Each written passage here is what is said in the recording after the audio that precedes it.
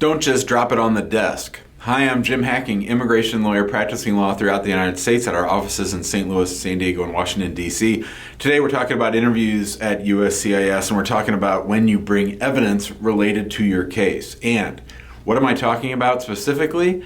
I'm talking about when there's an issue that may or may not come up. You're not sure if something's going to come up, but you're going to be so prepared for your interview that you're going to have already gone out and gotten the documents that you think they might want, that you think they might send you a request for evidence for.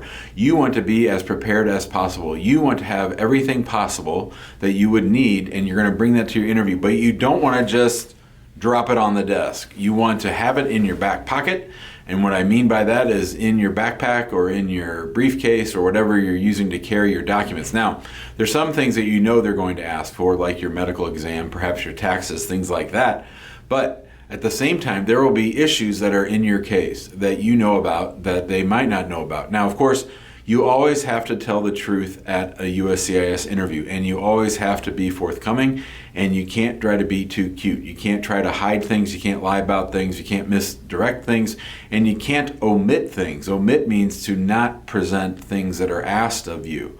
But let's say that you have some kind of a court issue or some other issue that sort of paints you in a bad light. Let's say it's a protective order that somebody had obtained against you, and they did that ex parte. There was no real trial, no real hearing, but somebody didn't like you, you got in some kind of a spat, and they had gone out and gotten a restraining order against you.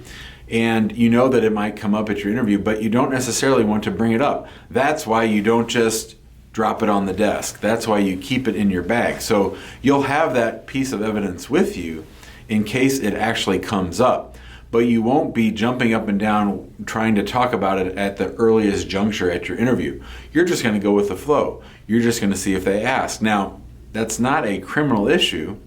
So when they ask you about have you ever been arrested, as long as you haven't been arrested, as long as the protective order was just served on you by the mail or by service, by a sheriff or a certified mail or something like that, then you wouldn't have to answer yes to being arrested. Now, this brings up my main point in all my videos, which is that you have to listen to the questions and you have to let the officer direct the interview. You don't need to be offering up evidence. You don't need to be dropping stuff on the desk unless it is asked for. So that's my point. This short video, keep it short and sweet, and we want you to win your case. We want you to put you in the best position possible to win your case, and we want to make sure that you've gone out and obtained the documents that they might ask for. Maybe it's child support, things like that, but you don't want to necessarily give it to them right at the start of the interview. You want to wait and see how the interview goes.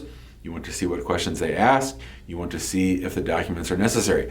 You might even answer the question and see if they ask for the documents. So you always want to try to cut off the further inquiry later on down the road. You don't want to get that request for evidence because that's just going to slow down your case.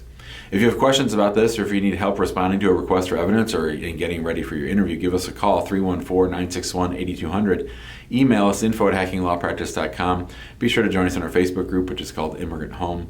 If you like this video, we ask that you please share it out on social, that you subscribe to our YouTube channel, and that you join us in our Immigration Answers live show, which in January 2022, we're doing every single day for about 40 minutes, 45 minutes, and we'd love to see you there, and we'll try to answer your questions then. Thanks a lot, and have a great day.